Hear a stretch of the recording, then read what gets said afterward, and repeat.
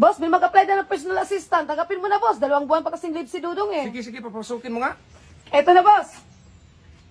Oy, mukhang namukhaan kita. Ikaw yung sumapak sa akin nung nakarang araw ah. Hindi ka tanggap. Tika mo na, boss. Nakita rin kita, boss, doon sa plaza. May dalawang baba. Hoy! Tanggap ka na! Boss, babali ako. Ah, kabago-bago mo pala, babali agad? Ikaw, boss, kung nalala mo doon sa plaza na may kasama Oy, magkano bang balihin mo? 10,000, boss. Jesus, kaliit-liit, 20K mo na. Ah, yan na. Salamat, boss. Ikaw naman kasi, boss, bakit mo kasi tinanggap? Bakit mo rin kasi kinuha?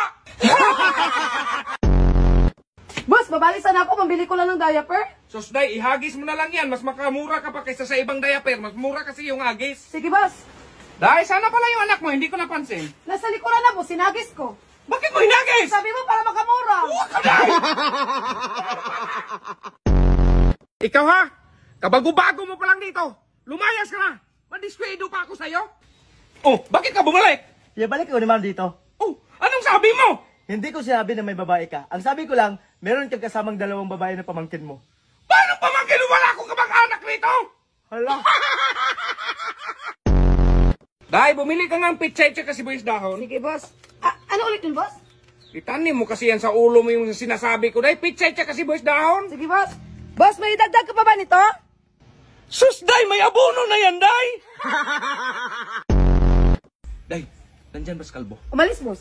Kumusta na yung sinabi ko magmasad sa akin na babae? Ay, parating na. Parating na. Boss, ito na yan. Kinancel ko na yan! Day, paano natin palasin yung kalbo na yan? Madiskwido talaga ako dyan. Ay, pagalitan mo, boss, para aalis na yan. Oo nga, no? Ingat. Oh, lumayas ka na lang kaya dito! Wala ka namang ibang ginagawa. Matulog, mag-cellphone. Bakit? Sino ba yung kachat mo?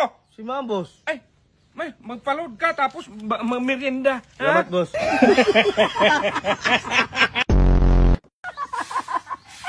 Umalis ka, Day! Saan punta mo, Day? Sabi mo, alis na. Sa upuan lang kita pinay. Huwag ka nang bumalik, ha!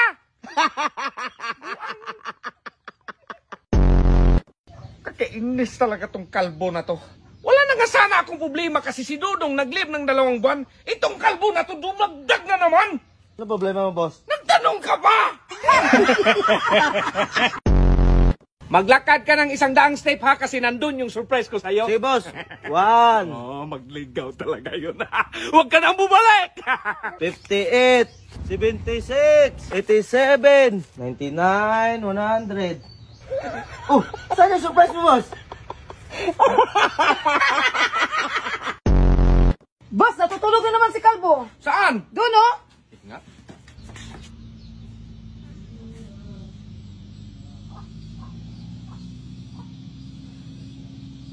May utos ka, boss? Wala, matulog ka habang buhay. Dahil saan pala yung apple rito? Nilagay ko sa bibig ng baboy, boss. Bakit mo nilagay? Para hindi iyak kapag litsunin na. Boss, ano palang iniisip mo? Sus, Day, kadami kong problemang iniisip. Sus, boss, may kakilala pa naman ko sa dami ng problemang iniisip na kalbo.